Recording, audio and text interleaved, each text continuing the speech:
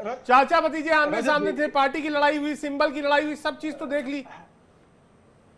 रजत जी, हाँ। मेरी बात आ जाती है। रजत जी, मैं संजय राणा जी के बड़े भाई हमारे, मैं उनकी बात को डिनाई नहीं करता।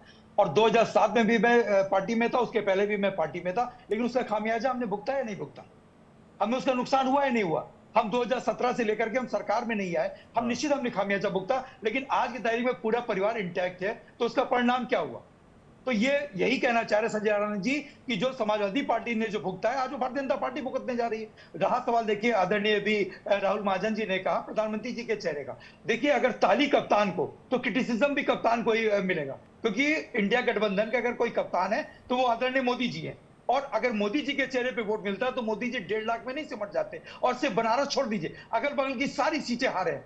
जिस फैजाबाद को लेकर के, जिस अयोध्या को लेकर के इन्होंने पूरा महिमा मंडप किया, हम सिर्फ फैजाबाद ही नहीं जीते रजत जी, हम पूरा अवध मंडल जीते हैं, अगल बगल की सारी सीटें हमने जीती है। तो जब अगर नाराजगी आज की तारीख में अगर भारतीय जनता पार्टी से है, तो कहीं ना कहीं नाराजगी प्रधानमंत्री जी से भी है। प्रधानमंत्री जी 11:30-12 बजे तक पीछे चल रहे थे अजय राय जी से, और किसी तरीके से 1.5 लाख से जीत पाए। जो 10 लाख पार दायरे की बात कर रहे थे, लखनऊ में रक्षा मंत्री जी जो है वहां पे 5 लाख पार की बात कर रहे थे, 1.25 लाख वोट से जीते वो। तो कहीं ना कहीं वोट तो कम हुआ। अगर प्रधानमंत्री जी बहुत बड़ा चेहरा है, मैं नो डाउट भाई, वो प्रधानमंत्री 2 बार के प्रधानमंत्री रहे हैं, उनको जीतना था, जीते वो, लेकिन इतने कम मार्जिन से।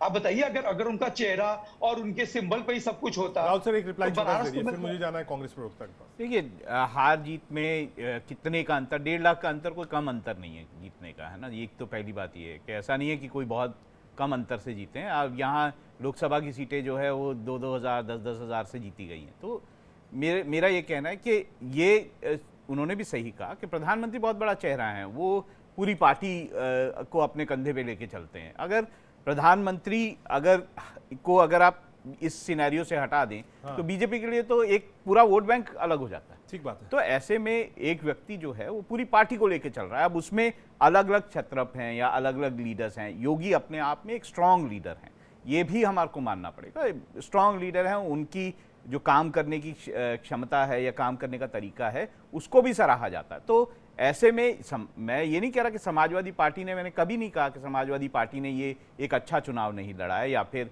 अखिलेश यादव जो हैं उन्होंने बहुत काम नहीं किया है। उनकी अपनी जगह है, लेकिन उनको जीत के आना पड़ेगा। उसके बाद ये एनालिसिस होगा कि भाई ऐसा क्या जो है वो समाजवादी पार्टी ने कर दिया कि लोग उनकी तरफ पूरी तरह से शिफ्ट हो गए। जब तक वो अपनी पूरी जीत उत्तर प्रदेश में दर्ज नहीं कर लेते, तब तक यही माना जाएगा कि ये चुनाव जो है वो बीजेपी का चुनाव है, बीजेपी ने अच्छा जीता। ठीक है, हमारे साथ प्रवक्ता हैं सलमान इम्तियाज, उनके पास जाता हूँ।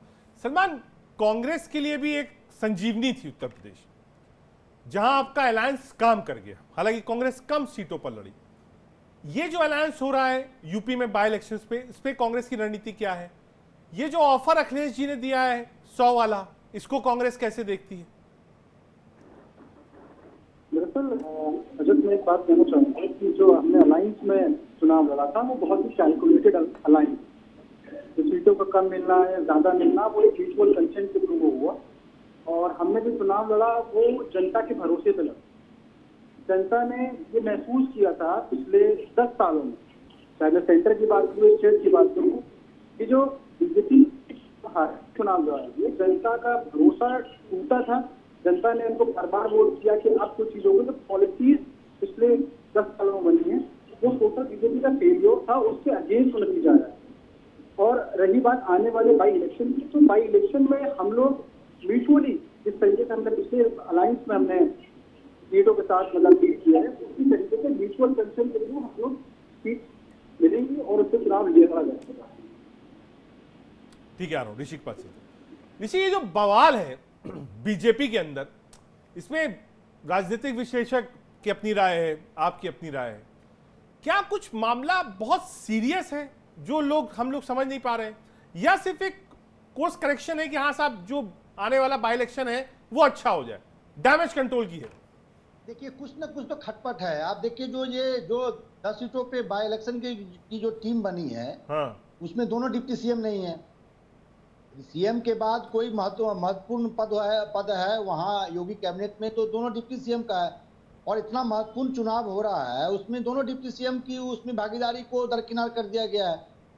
हालांकि खबर ये भी है कि केशव प्रसाद मौर्य जब दिल्ली गए थे तो उनको डांट लगाया गया है कि आप ऐसा कोई बयान नहीं दे जिससे कार्यकर्ताओं का मनोबल गिरे। तो ये इतना आसान नहीं है। दूसरी बात आप समझ लिए, योगी आदित्यनाथ जो हैं भजन लाल नहीं है। योगी आदित्यनाथ क्या कहते हैं, मध्य प्रदेश के जो मुख्यमंत्री यादव हैं वो नहीं है। आप उनको इतनी आसानी से रिप्लेस नहीं कर सकते हैं। तो ये बीजेपी में जो डेवलपमेंट हो रहे हैं बीजेपी के यूपी के प्रोस्पेक्टिव के हिसाब से सही नहीं है।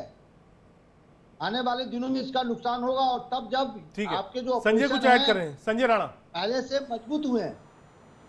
देखिए रजत जी, मैं बड़ा ही आश्चर्यचकित हूं जो हमारे भाई ऋषि जी बोल रहे हैं कि अंतर्द्वंद है। भाई अंतर्द्वंद आपको कहां दिख रहा है? जहां चुनाव हारने की अगर चर्चा हो रही है तो राहुल गांधी की लीडरशिप में मोर देन 50% चुनाव कांग्रेस पार्टी हारी है, तो उस पर तो प्रश्न नहीं उठाया जा सकता। तो आपको देखना पड़ेगा कि आप किस चीज को टारगेट कर रहे हैं। आप जिस चीज हो नहीं रही है, हम सब एक विचारधारा बना रहे हैं कि मीटिंग जो दिल्ली में हो रही है इस चर्चा हो रही है, सरकार बदल सकते हैं, मुख्यमंत्री बदल सकते हैं, केशव प्रसाद मौर्य के विचार अलग हैं, पाठक जी के अलग हैं, मुख्यमंत्री का। भाई देखिए, एक पार्टी है, व्यू पॉइंट अलग हो सकते हैं, लेकिन आपसी समावेश बना के चल रही है। और वो जो पार्टी है वो प्लानिंग कर रही है, जो आने वाले 2 साल बाद जो चुनाव होना उसकी प्लानिंग कर रही है, और जो अभी बाई इलेक्शन होने वाले हैं बहुत सही। ठीक है, रोहित के पास लगे। रोहित कुछ ऐड करे थे आप? संजय राणा जी कह रहे कुछ नहीं, बिल्कुल सब प्लानिंग का दौर है, कोई दिक्कत नहीं है। नहीं, मैं एक बात बता दूं आपको बहुत अच्छी तरीके से। अटल बिहारी वाजपेयी जी की सरकार 1 वोट से गिर गई। तो एक जो कहावत है ना, जो जीता वही सिकंदर, तो आप 1.5 लाख वोट से जीतो, आप 10,000 वोट से जीतो, कि आप 1 वोट से जीतो, जो जीत के आता है, जो सत्ता बनाता है, जो शपथ लेता है, उसी की सरकार होती है। तो एनडीए की ही सरकार है, और एनडीए की ही प्री पोल अलायंस के अंदर जो हमारा अलायंस बना था उसको ही जनता ने मैंडेट दिया है, और एनडीए ने ही शपथ ली है। और प्रधानमंत्री नरेंद्र मोदी जी ने एक विश्व रिकॉर्ड फिर से एक बार कायम करने का काम किया है कि जो 1968 के बाद नेहरू जी ने तीसरी बार शपथ ली थी और प्रधानमंत्री जी ने तीसरी बार शपथ ली है। अब तो हारे तो राहुल गांधी हैं, हारी तो कांग्रेस और समाजवादी पार्टी है। दीपक, जो जीता वही सिकंदर नहीं ना। जी मुझसे बिल्कुल, जो जीता वही सिकंदर, रोहित जी कह रहे हैं। कहा 1 वोट से जीते, 1 लाख से जीते, 10 लाख से जीते, क्या फर्क पड़ता है? जो जीता है वही सिकंदर। चलिए रजत जी को बधाई हो, 1 वोट से जीते, 1 लाख से जीतते। वो खैर जो कहते थे यही लोग पहले कहते थे 10 लाख पार, हम लोग नहीं कहते थे। देखिए बात आ रही है इधर संविधान की। ये लोग कह रहे हैं कि इंडिया ब्लॉक के लोगों ने जो है फॉल्स नेटिव सेट करके संविधान के लिए जो कहा। भाई लल्लू सिंह जी हमारे नेता है नहीं, हमारी पार्टी के लीडर है नहीं। दिव्या कुमारी जी हमारी पार्टी जनता ने हरा दिया ना, जनता सबका हिसाब किताब करती है दीपक भाई, जनता छोड़ती थोड़ी ना है। आनंद कुमार हेगड़े जी हमारी पार्टी के लीडर है नहीं, और मोहन भागवत जी के लिए मैं नहीं कहना चाहता, लेकिन अगर असल में लोग संविधान के रक्षक थे तो उन्हें कौन सा नोटिस सर्व कर दिया, कौन सा उनको हटा दिया? दिव्या कुमारी जी आज भी डिप्टी सीएम है, लल्लू सिंह चौहान थे। अगर हरवा तो दिया, हरवा तो दिया। हाँ, तो जनता तो सबका हिसाब करती है ना, जाना तो आपको जनता के दरबार में है। हरवा तो दिया लल्लू सिंह को, लल्लू सिंह को हरवा तो दिया, लल्लू सिंह को हरवा तो दिया। अरे भैया यही तो हम कह रहे हैं दीपक जी महाराज। अरे आप हमारी बात को रिपीट कर रहे हो। मैं कह तो रहा हूँ जनता ने तो हरा दिया ना। अगर जनता के पक्ष में काम नहीं करोगे तो जनता हरा देगी। बहुत क्लियर है, लोकतंत्र है।